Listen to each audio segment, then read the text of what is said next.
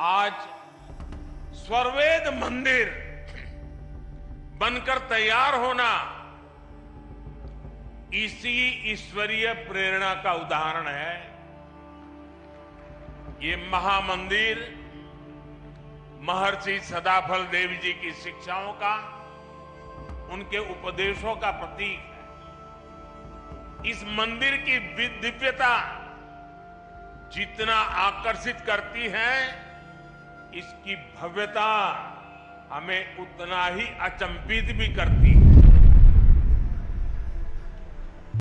श्री सद्गुरु चरण कमलेभ्यो नमः। उत्तर प्रदेश के मुख्यमंत्री योगी आदित्यनाथ जी, केंद्रीय मंत्रिमंडल के मेरे साथी महेंद्र नाथ पांडे जी, उत्तर प्रदेश सरकार के मंत्री भाई अनिल जी, सद्गुरु आचार्य पूज्य श्री स्वतंत्र देव जी महाराज, पूज्य श्री विज्ञान देव जी महाराज, अन्य महानुभाव, देश भर से पधारे सभी श्रद्धालुगण और मेरे परिवारजनों, काशी प्रवास का आज मेरा ये दूसरा दिवस है। हमेशा की तरह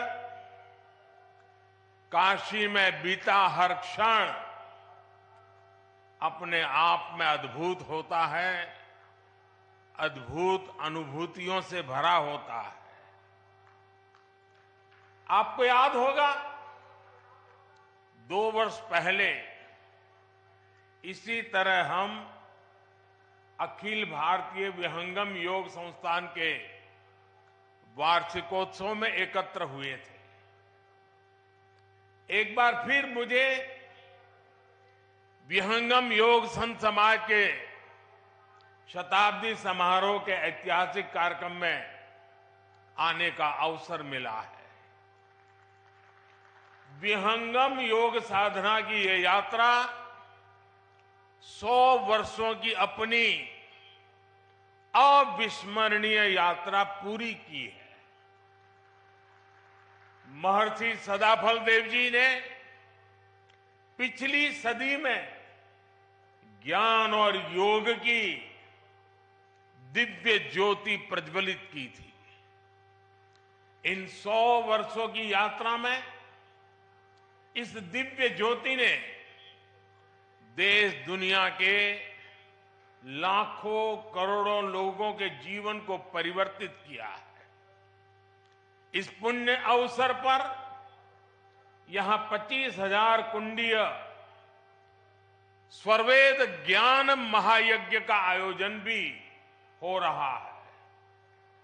मुझे खुशी है, मुझे विश्वास है, इस महायज्ञ की हर एक आहुति से विकसित भारत का संकल्प और सशक्त होगा।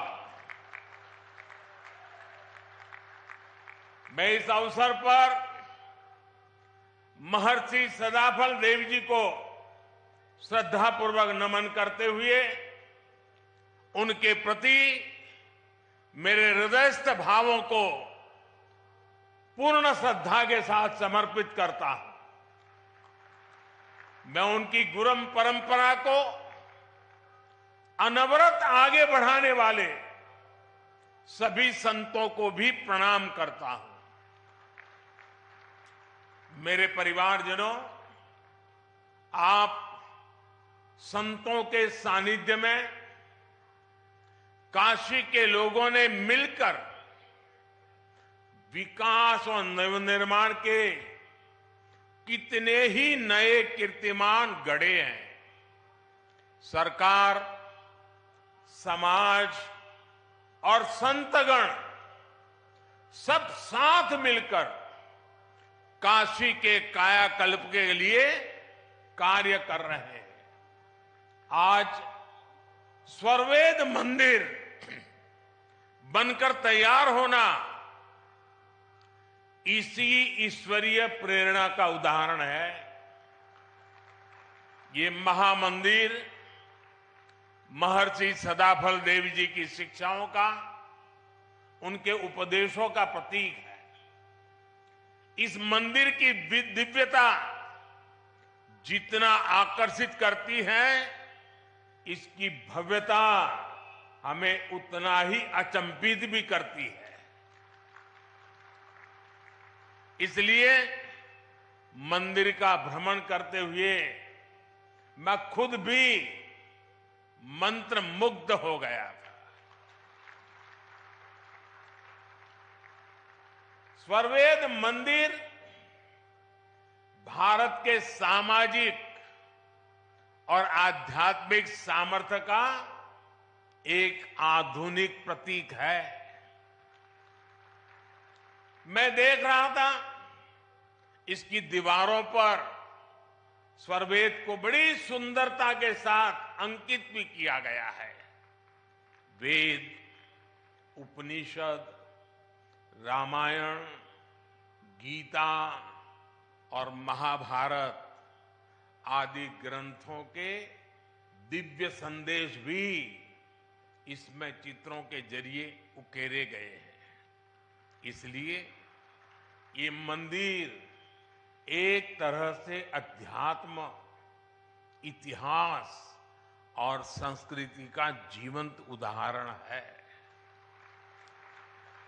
यहां हजारों साधक एक साथ विहंगम योग की साधना कर सकते हैं।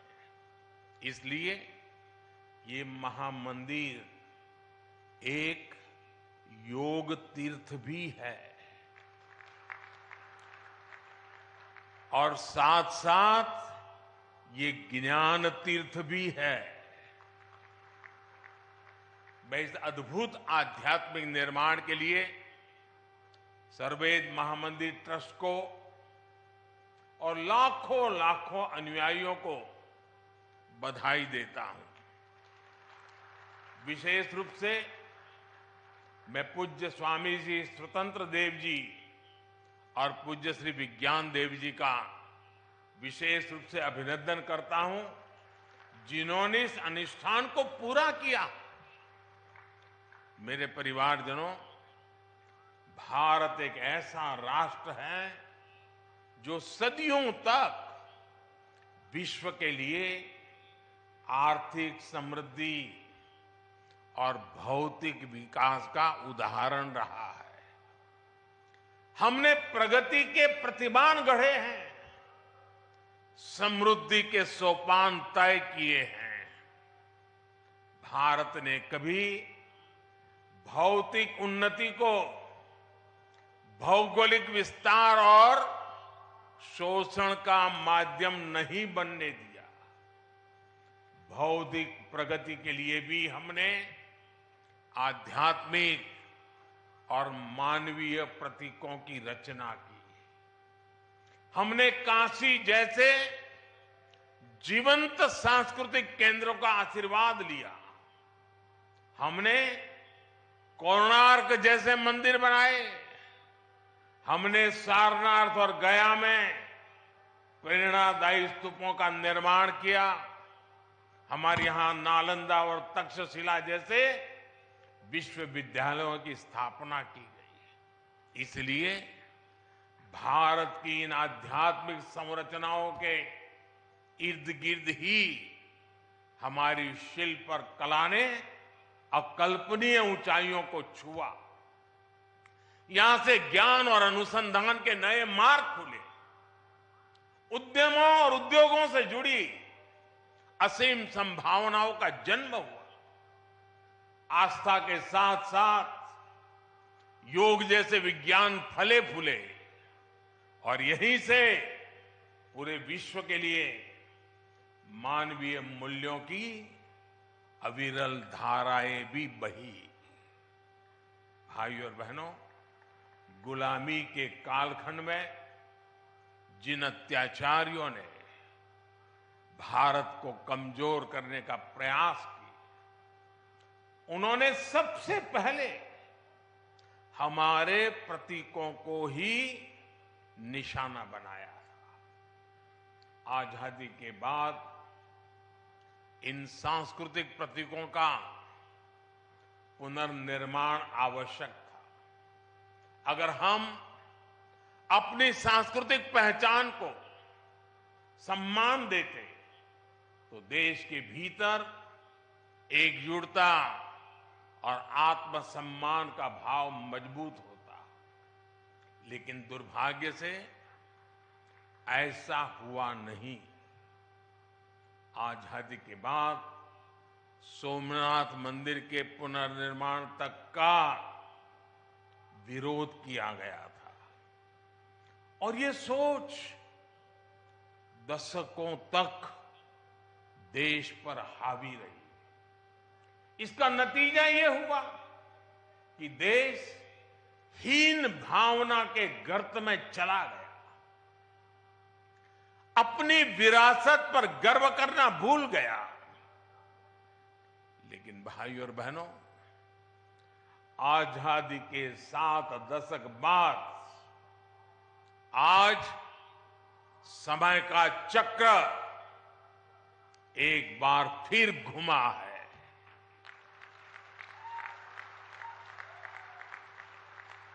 देश अब लाल किले से गुलामी की मानसिकता से मुक्ति और अपनी विरासत पर गर्व की घोषणा कर रहा है। जो काम सोमनाथ से शुरू हुआ था वो अब एक अभियान बन गया है। आज काशी में विश्वनाथ धाम की भव्यता भारत के अविनाशी वैभव की गाथा गा रही है। आज महाकाल महालोक हमारी अमरता का प्रमाण दे रहा है। आज केदारनाथ धाम भी विकास की नई ऊंचाइयों को छू रहा है। बुद्ध सर्किट का विकास करके भारत एक बार फिर दुनिया को बुद्ध की तपोभूमि पर आमंत्रित कर रहा है। देश में राम सर्किट के विकास के लिए भी तेजी से काम हो रहा है और अगले कुछ सप्ताह में अयोध्या में राम मंदिर का निर्माण भी पूरा होने जा रहा है। साथियों, हम समग्र विकास की ओर कदम तभी बढ़ा पाते हैं जब देश अपनी सामाजिक सच्चाइयों और सांस्कृतिक पहचान का समावेश करता है। इसलिए आज हमारे तीर्थों का विकास भी हो रहा है और भारत आधुनिक इंफ्रास्ट्रक्चर में नए रिकॉर्ड भी बना रहा है।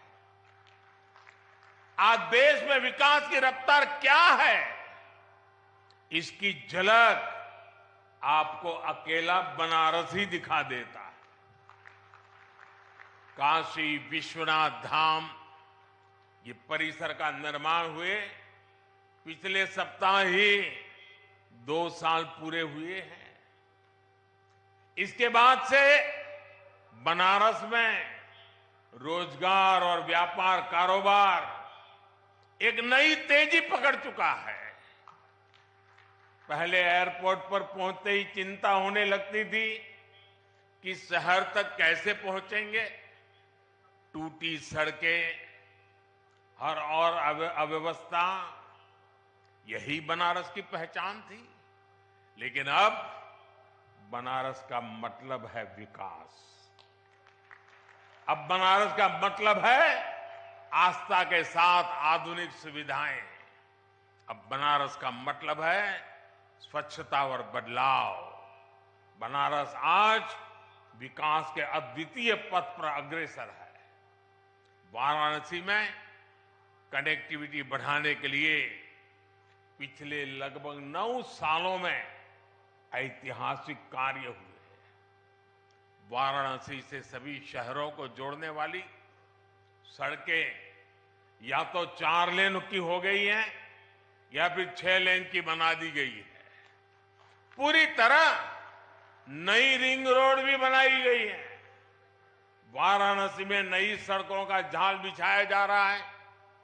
पुराने के साथ ही नए क्षेत्रों को भी विकसित किया जा रहा है। बनारस में रेलवे स्टेशनों का विकास हो, बनारस से नई नई ट्रेनों की शुरुआत हो, डेडिकेटेड फ्रेट कॉरिडोर का काम हो, एयरपोर्ट पर सुविधाओं का विस्तार हो, गंगा जी पर घाटों का पुनर्निर्माण हो, गंगा में क्रूज चलाना हो, बनारस में आधुनिक अस्पतालों का निर्माण हो, नई और आधुनिक डेयरी की स्थापना हो, गंगा किनारे किसानों को प्राकृतिक खेती के लिए मदद हो। हमारी सरकार यहां के विकास में कोई कोर कसर बाकी नहीं छोड़ रही। बनारस के युवाओं के कौशल विकास के लिए यहां ट्रेनिंग संस्थान भी खोले गए। सांसद रोजगार मेले के माध्यम से भी हजारों युवाओं को रोजगार मिला है। भाइयों और बहनों, इस आधुनिक विकास का जिक्र मैं यहां इसलिए कर रहा हूं क्योंकि हमारी आध्यात्मिक यात्राओं में सबसे बड़ी परेशानी इंफ्रास्ट्रक्चर के अभाव की भी होती है। जैसे कि बनारस आने वाले यात्री शहर से बाहर बने ईश्वर मंदिर में जरूर जाना चाहेंगे, लेकिन अगर उनके लिए आज जैसी सड़कें न होती तो चाहकर भी अपनी इच्छा पूरी नहीं कर सकते थे। लेकिन अब स्वर्वेद मंदिर बनारस आने वाले श्रद्धालुओं के लिए एक प्रमुख स्थान बनकर उभरेगा। इससे आसपास के सभी गांवों में व्यवसाय और रोजगार के अवसर बनेंगे, लोगों की उन्नति के रास्ते खुलेंगे। मेरे परिवारजनों, विहंगम योग संस्थान जितने हमारे आत्मिक कल्याण के लिए समर्पित है, उतना ही समाज की सेवा के लिए भी सक्रिय रहा है। यही सदाफल देव जी जैसे महर्षि की परंपरा भी है। सदाफल देव जी योगनिष्ठ संत होने के साथ ही आजादी की लड़ाई लड़ने वाले स्वतंत्रता संग्राम सेनानी भी थे। आज आजादी के अमृतकाल में उनके संकल्पों को आगे बढ़ाना उनके हर एक अनुयायी का दायित्व है। मैं पिछली बार जब आपके बीच आया था तो मैंने देश की कुछ अपेक्षाएं भी आपके सामने रखी थी। आज एक बार फिर मैं आपके सामने 9 संकल्प रख रहा हूं, 9 आग्रह रख रहा हूं। और अभी मुझे विज्ञान देव जी ने याद भी करवाया कि मैंने पिछली बार क्या कहा था। मेरा पहला आग्रह है, पानी की बूंद बूंद बचाइए और जल संरक्षण के लिए ज्यादा से ज्यादा लोगों को जागरूक करिए। दूसरा, गांव-गांव जाकर लोगों को डिजिटल लेन देन के प्रति जागरूक करिए, ऑनलाइन पेमेंट सिखाइए। तीसरा, अपने गांव, अपने मोहल्ले, अपने शहर को स्वच्छता में नंबर 1 बनाने के लिए काम करिए। चौथा, जितना हो सके आप लोकल को, स्थानीय प्रोडक्ट को प्रमोट कीजिए, मेड इन इंडिया प्रोडक्ट्स का ही इस्तेमाल करिए। पांचवा, जितना हो सके पहले अपने देश को देखिए, अपने देश में घूमिए, और अगर दूसरे देश जाना हो तो जब तक पूरा देश नहीं देख लेते विदेशों में जाने का मन नहीं करना चाहिए। और मैं आजकल तो ये बड़े बड़े धन्ना सेठों को भी कहता रहता हूं कि विदेशों में जाकर के शादी क्यों कर रहे हो भाई? तो मैंने कहा, मेड इन इंडिया, इंडिया में शादी करो। मैं छठी बात कहता हूं, प्राकृतिक खेती के प्रति किसानों को ज्यादा से ज्यादा जागरूक करते रहिए। मैंने ये आग्रह पिछली बार भी आपसे किया था, फिर इसे दोहरा रहा हूं। ये धरती मां को बचाने के लिए बहुत जरूरी अभियान है। मेरा 7वां आग्रह है, मिलेट्स को, श्री अन्न को अपने रोजमर्रा के खाने के जीवन में शामिल करिए। इसका खूब प्रचार प्रसार कीजिए। सुपर फूड है। मेरा 8वां आग्रह है, फिटनेस। योग हो, स्पोर्ट्स हो, उसे भी अपने जीवन का अभिन्न हिस्सा बनाइए। और 9वां आग्रह है, कम से कम एक गरीब परिवार का संबल बनिए, उसकी मदद करिए। ये भारत में गरीबी दूर करने के लिए जरूरी है। आजकल आप देख रहे हैं, विकसित भारत संकल्प यात्रा चल रही है। मैं कल शाम को इससे जुड़े कार्यक्रम में शामिल हुआ हूं। अभी कुछ देर बाद यहां से मैं फिर विकसित भारत संकल्प यात्रा में शामिल होने जा रहा हूं। इस यात्रा के प्रति जागरूकता फैलाने का दायित्व आप सभी का भी है, हर धर्मगुरु का भी है। मैं चाहूंगा कि ये सभी हमारे व्यक्तिगत संकल्प भी बनने चाहिए। गांवों विश्वस्य मातरः का जो आदर्श वाक्य है, ये हमारे लिए आस्था के साथ साथ व्यवहार का भी हिस्सा बनेगा, तो भारत और तेजी से विकसित होगा। इसी भाव के साथ मैं आप सभी का बहुत बहुत धन्यवाद करता हूं। और पूज्य संतों ने मुझे जो मान सम्मान दिया, मैं उनका भी हृदय से धन्यवाद करता हूं। मेरे साथ बोले, भारत माता की, भारत माता की, भारत माता की। धन्यवाद।